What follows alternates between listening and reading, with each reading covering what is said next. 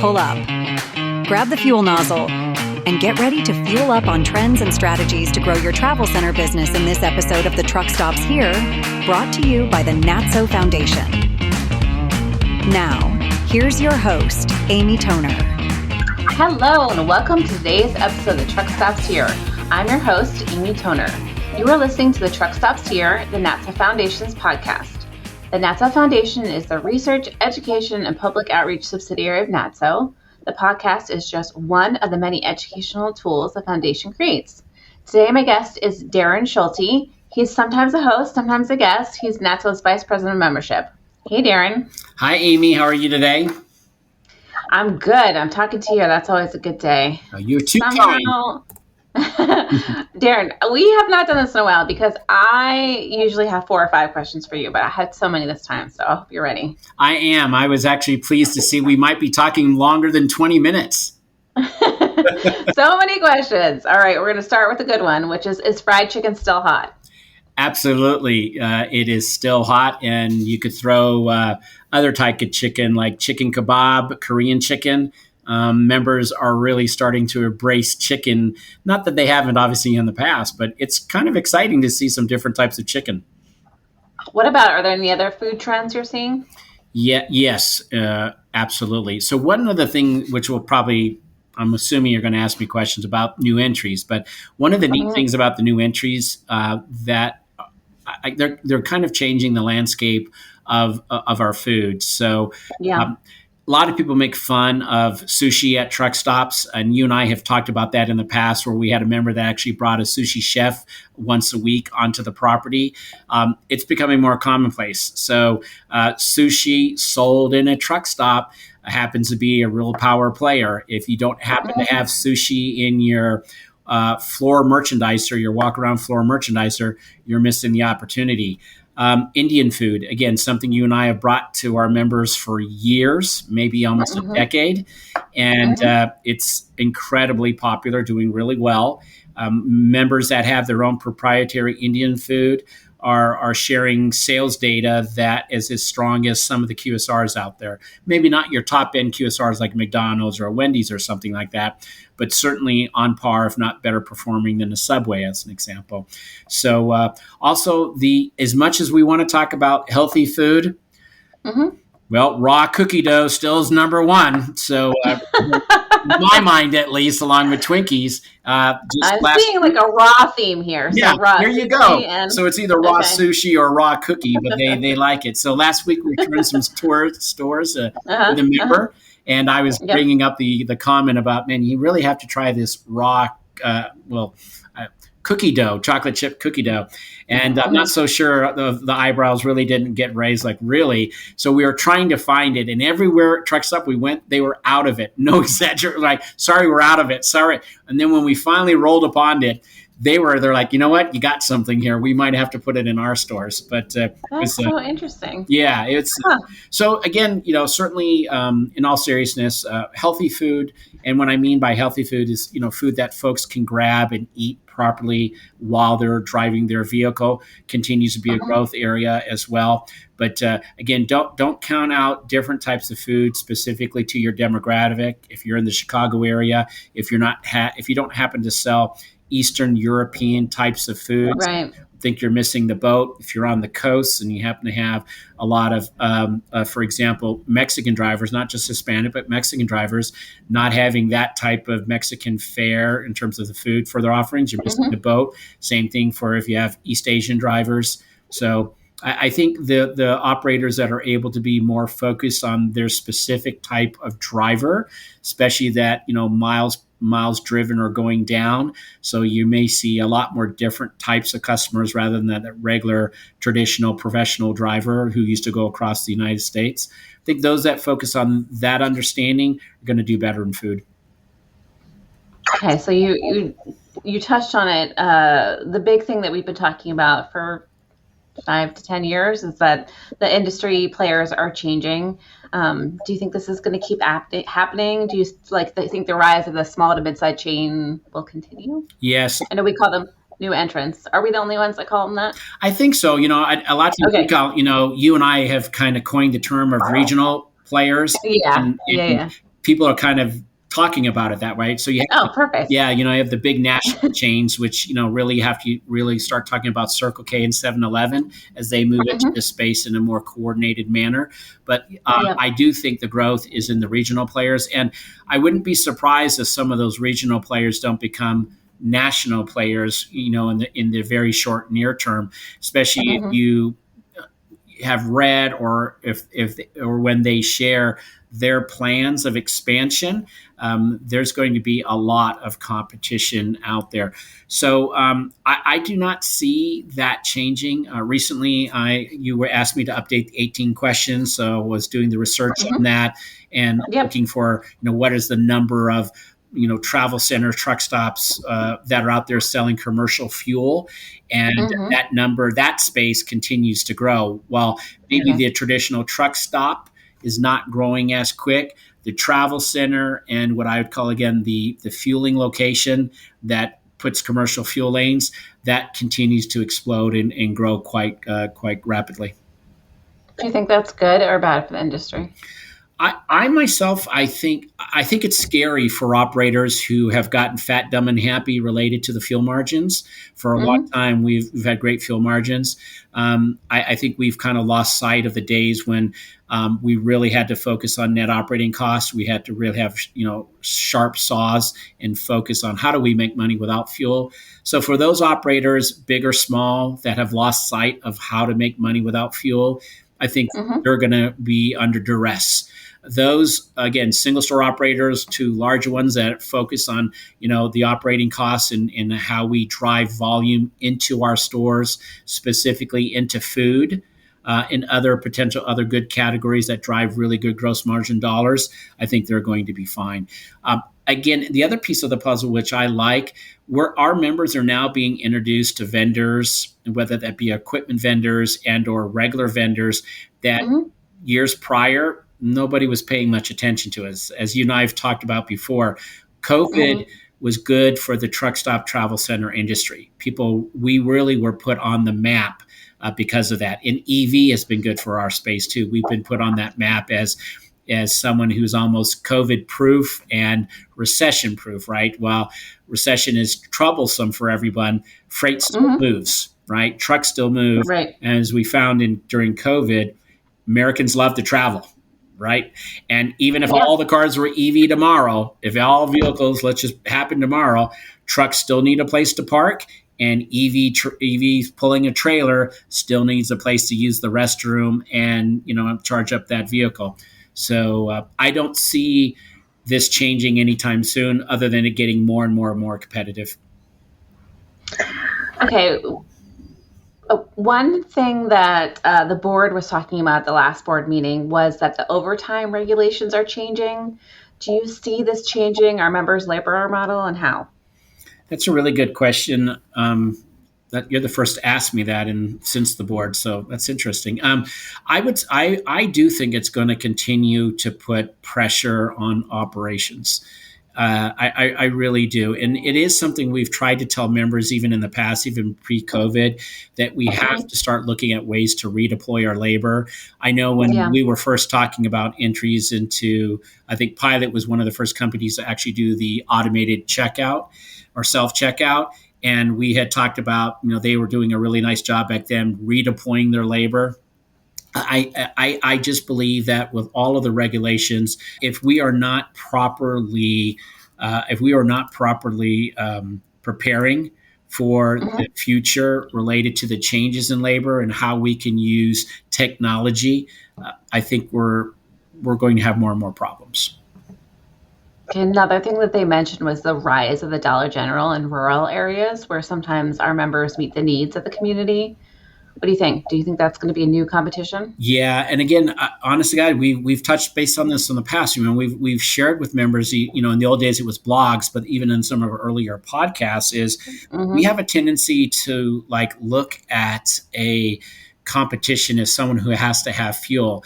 And I know you've Right. pointed out before. I've pointed out that that is, in my opinion, a huge mistake. Because here's the example why: if you go and talk to drivers yourself, Yeah. you're going to find a portion of them, whatever that number is, leave your property every night to get food somewhere else. If you've Mm-hmm. ever seen a Buc-ee's, they do not accept 18-wheel vehicles on their property. They have these signs, you're not basically welcome. However, the professional drivers have pulled over their truck and they're walking into the Buc-ee's to get stuff. So same thing as a Dollar General. If your travel center happens to be adjacent a Dollar General or any kind of dollar store, you're fooling yourselves if you don't think that professional driver and maybe even car customers are walking across the street to see what's available to them. So I think anything that's on the interstate Mm-hmm. competition, and if we're not looking at it that way, we're fooling ourselves. The other thing they mentioned was QSRs that are expanding their offerings. We've been talking about that for a while, right? Yeah, and you're spot on again as always, and it is I think when we were doing our trends document, I think Mm-hmm. the things I mentioned and that it's during my store visits or store travels, it's not uncommon to see an 18-wheeler parked on the side and the driver's walking into the Whataburger, right? And here's another thing, and folks are going to see this in our most recent driver survey that's coming out. In the driver survey, 13% of the drivers say they are ordering food to be delivered to their trucks. Right. So I know that sounds crazy, but the driver's in his truck, he or she, there's a Whataburger 100 yards away and they're having that food delivered to them. Just 13%. Did that surprise you or did that sound right to you? Yeah, I thought it might be more because I run me too. more, but even so, if you got 1,000 vehicles parked on your property, knowing that every night, if my math is right, 130 of them are buying it from, having the food deliver. That's that's 13 less percent sales that you're getting in your property. Yeah. Especially when you consider how many don't come in at all, right? So you're already not at the full. I tell you, I was happy to see that because we had talked about it in the past. You giggle when I say I dumpster dive. One of my favorite things, doing the store reviews is coming in there and saying, "Boy, I love your PF Chang's," as an example. And they're like, "Well, we don't have PF Chang's on the property." I'm like, "What's in your dumpster?" And so I was validated by saying, at least, God, I wasn't imagining things. So. Half of it is you. All right. So they also mentioned small trucking firms are closing. What do you think? And any other trucking trends on your radar? Yeah. So I think when we look at that piece, we were, COVID was certainly a blight on our country for sure and the world. But one of the things that happened during COVID is, any truck that could get on the road, any person that could get a CDL, folks that had been retired or whatever it might be, they had those opportunity. And the spot market was crazy. The supply chain was broken, and all of us, we were selling more CBs than we had in years. We were selling more traditional truck stop products than we had been in years because the sheer number of owner operators and small, one or twosies that were now, making good money by driving. What we realized, I guess they were all new. Yeah, I mean, so there was this huge influx of we need trucks. Well, now that's kind of gone back to pre-2019 levels. It's kind of resetting. I don't say things like, at least when I'm talking to members, I don't think it's getting worse per se. I think it's like a resetting that's going on. And here's I think the challenging thing for members. Most of the members are fighting for those same fuel gallons. Most of the members that we have, or most of the truck stops, maybe with the exception of the chains who are getting a lot of the fleet business, we're all fighting for that pie of the owner operator or a small network operator. And that pie is already quite small. And when you think about when I joined NATSO, I think we were saying there was 2,800 something truck stops in the United States. And now by my best guesstimation, going on all the websites, cobbling all the information together, there's 9,000 locations out there that are selling commercial fuel. And that's in less than 10 years. So certainly it's not the 150,000 quote unquote C stores that are out there. But if you think in our situation where there is a limited number of trucks on the road, a limited number of drivers, a limited number of gallons, it's getting competitive out there. And there's a limited number of exits and corners. That's correct. That's correct. Yep. Yep. What about technology? What's happening?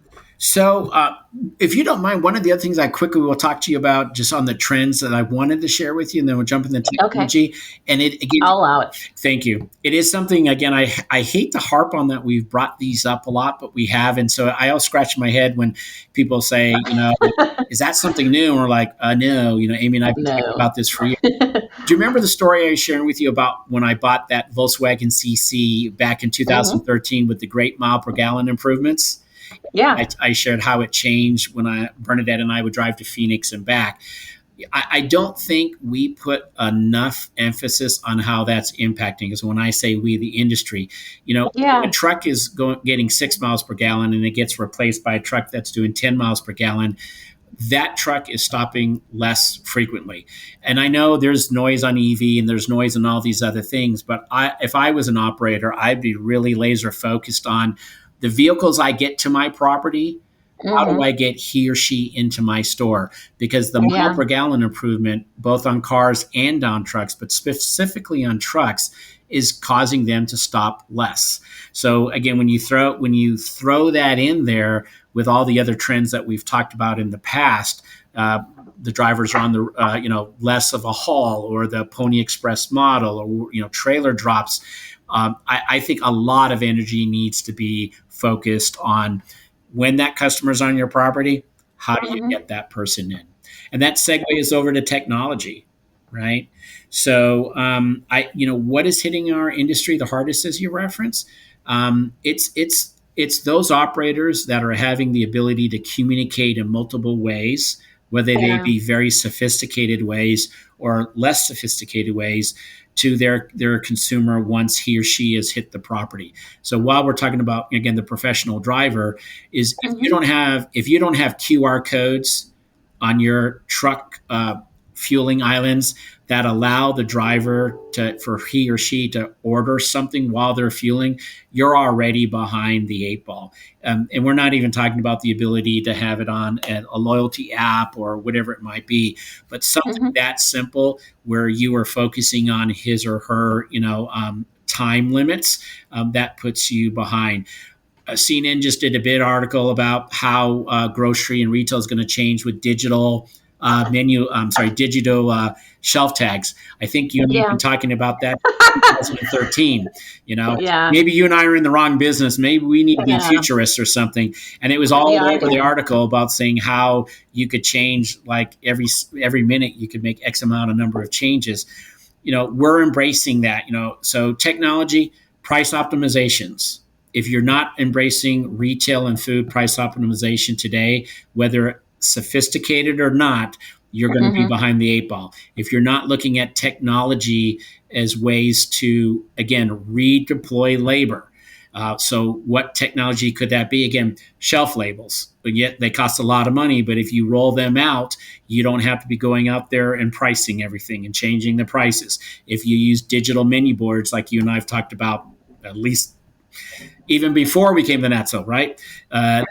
You're just really creating a lot more labor problems for yourself when all of us are talking about we can't get staff. Staff doesn't stay. They only come for a shift and they go. So why not, get on a whiteboard, write all the information down, the pros and cons, what the costs are, do an analysis. And I think in many of these cases, you'll see that it'll far outpay for itself. So digital menu boards, I expect a big thing. Price optimization on retailing products, food, and then again, other ways to make purchases for the drivers outside easier. Again, we've talked about frictionless for years and years and years.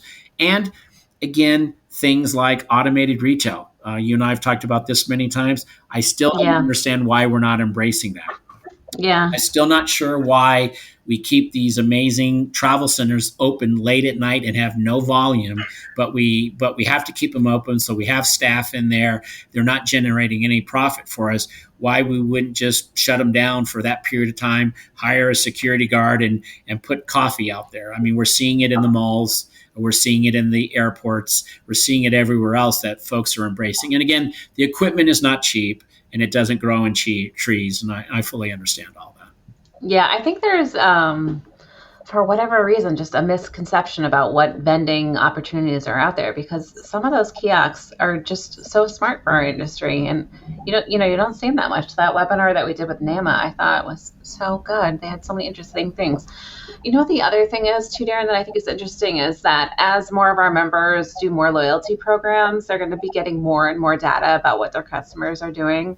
I was talking to Matt Sargent at Next Chapter about that. He was saying how AI is like really helping a lot with loyalty because you get so much data, right? There's so many transactions involved in it. And I think in the next few years, we might see some like even more interesting things coming out from that as they like understand their customers and learn what they're doing. And I think it'll be really interesting.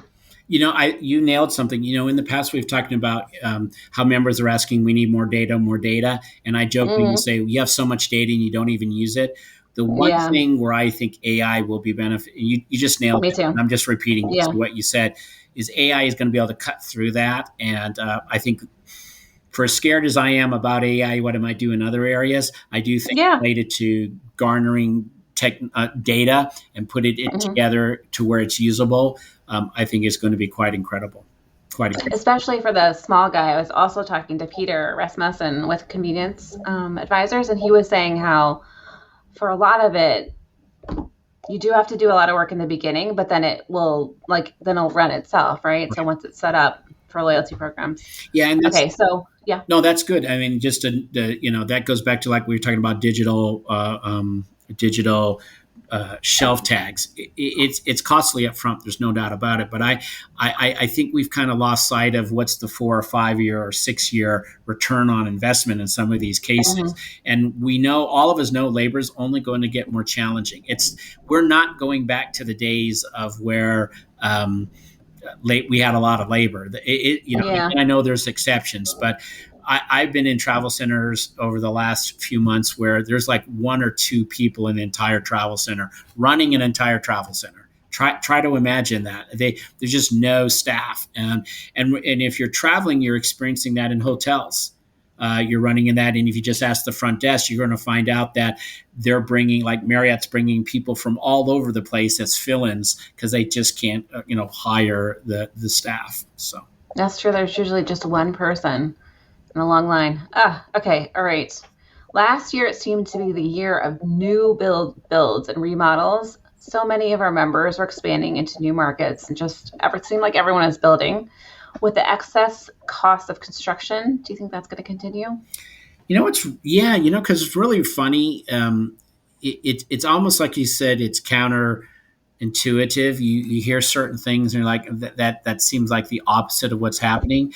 Yeah, There doesn't seem to be any slow. slow No. down on people building Okay. travel centers. And I mean that even with some of our smaller operators who are hmm in the acquisition mode, and even, again, regional players. But again, those folks that seem to have figured out how to make money in these travel centers, whatever way that's possible, there doesn't seem to be any stopping them. What seems to be stopping them, if anything, is city and or county and or certain regulations that they roll into.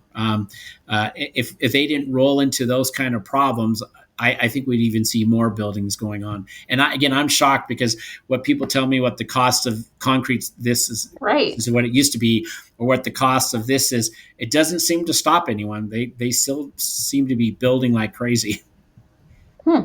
I guess if you set the wheels in motion 2 years ago, then it's happening. That's correct. That's correct. Okay. I'm hoping that technology is going to help curb crime and loss prevention.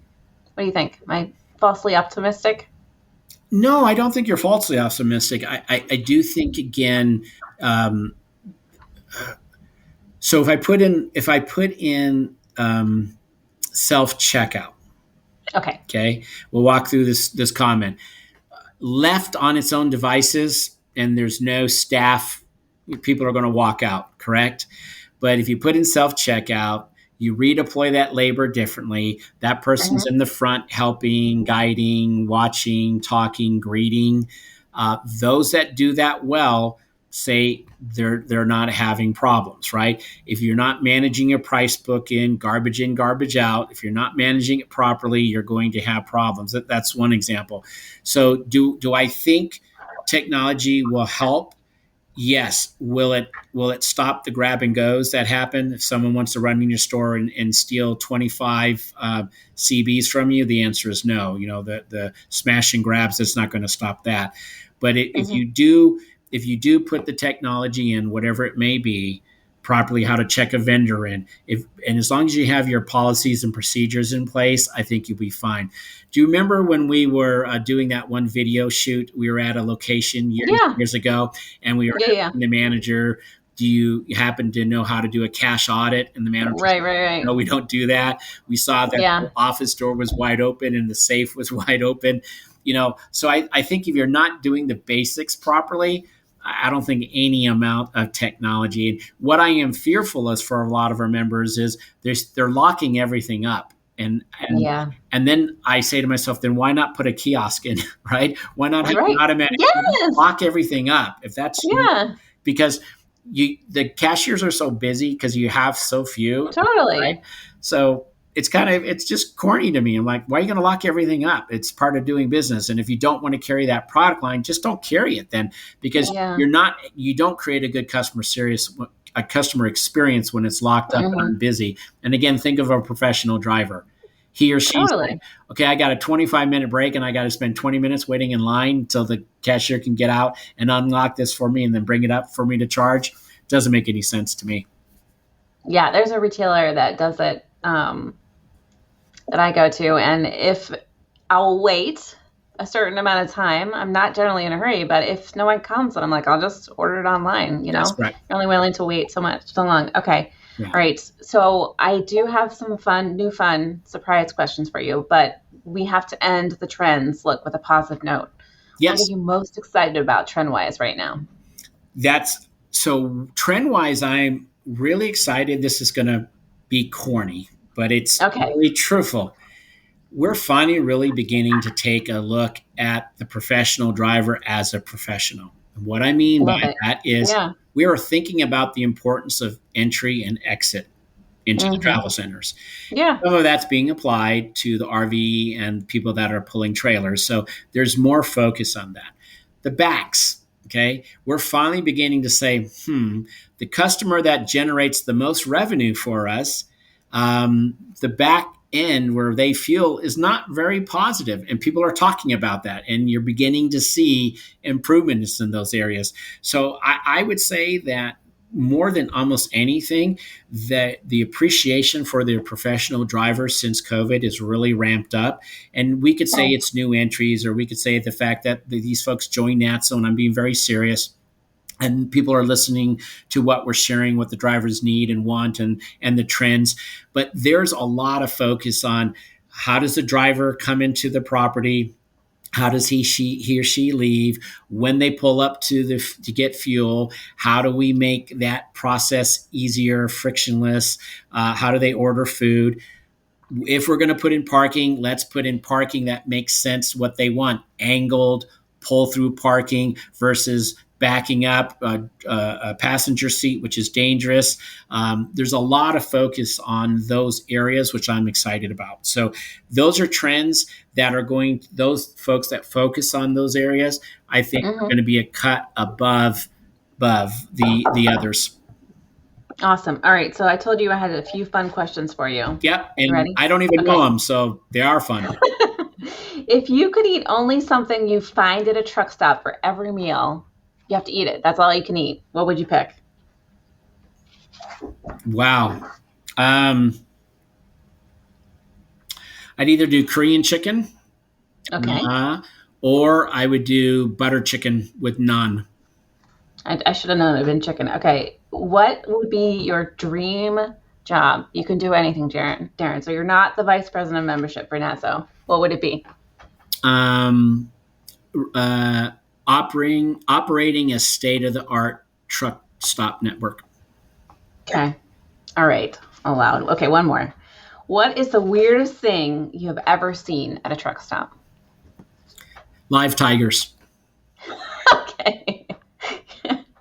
All right. Thanks, Darren. We're going to have to do this more often because I know I need to do it more. And it's my failure, and I will commit to you that I will be on. I've done a few with you. Working on it. It'll be a full of Darren summer. All right. Well, thank you, Darren, and thank you for everyone for listening to today's episode of Truck Stops Here. You can find us online at natso.com/podcast. Questions, you want to be a guest, you want to make Darren come on with me, reach out to me at atoner@natso.com. Bye, guys. Bye, Amy. Thank you for taking care of our members. The Truck Stops Here was brought to you by the NATSO Foundation, the research, education, and public outreach subsidiary of NATSO. The Truck Stops Here is produced by the NATSO Foundation in collaboration with Human Factor. Producers are Amy Toner and Darren Schulte.